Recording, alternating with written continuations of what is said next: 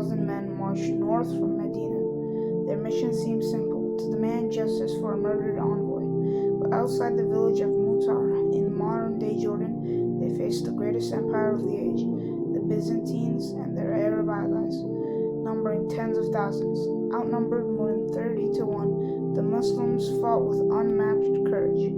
3 commanders fell one after another, and a new leader emerged, Khalid ibn al-Walid, who would earn the title the Sword of Allah.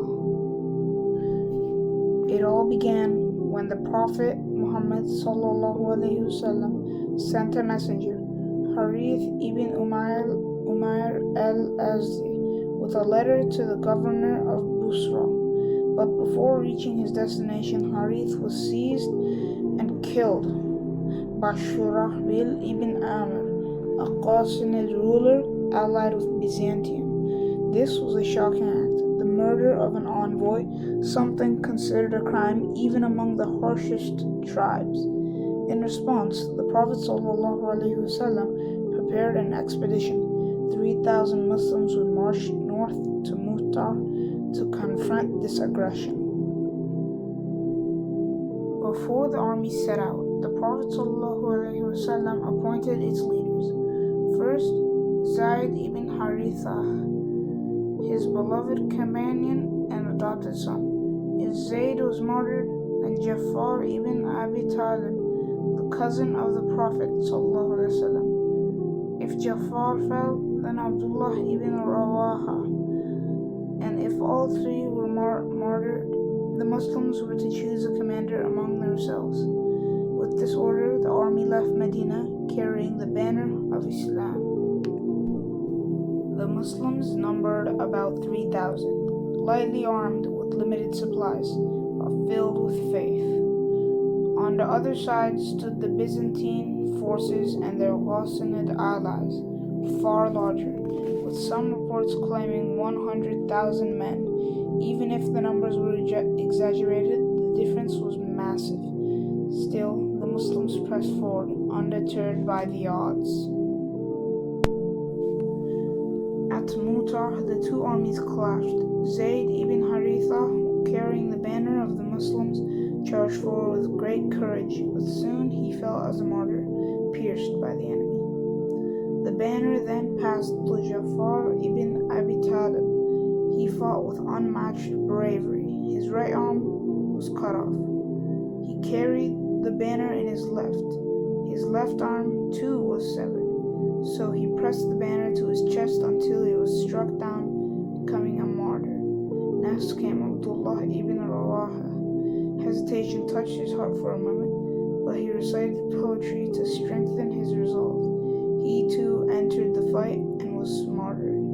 In just a short time, the 3 appointed leaders of the army had given all their lives. At this desperate moment, the Muslims chose Khalid ibn al-Walid to lead. Though newly converted to Islam, he was already known as one of the greatest generals of Arabia. Khalid realized the Muslims could not hope to win a direct battle against such overwhelming numbers, so he turned to strategy. He shifted the Muslim ranks, rotating units and banners to create the illusion of reinforcements. The Byzantines grew cautious, unsure if fresh troops have arrived. He launched short, sharp counterattacks, then pulled back, bleeding the enemy but keeping his own army intact. By the end of the day, Khalid had broken several swords in combat. With great skill, he led the Muslims in a step-by-step withdrawal, saving them from destruction. For this, the Prophet ﷺ would later call him Sayf Allah al-Maslul, the drawn sword of Allah. When the news reached Medina, the Prophet ﷺ was deeply grieved. He wept for Zayd, for Jafar, and for Abdullah. He went to the home of Jafar, embraced his children, and prayed for them. Though the mission had not achieved its goal, the Muslims had shown remarkable courage. They had faced a superpower and lived to tell the tale. And in Khalid ibn al-Walid, they found the general who would later lead them to some of the greatest victories. Battle of Mu'tah was a test of faith, courage, and leadership. From the martyrdom of the three commanders, we learn sacrifice. From Khalid, we learn the value of strategy and quick thinking. And from the entire army, we learn that victory is not always measured by land gain. Sometimes it is survival, honor, and the preparations for battles yet to come. Mu'tah was not the end. It was the beginning of the Muslims' encounters with the Byzantine Empire, encounters that would later reshape history.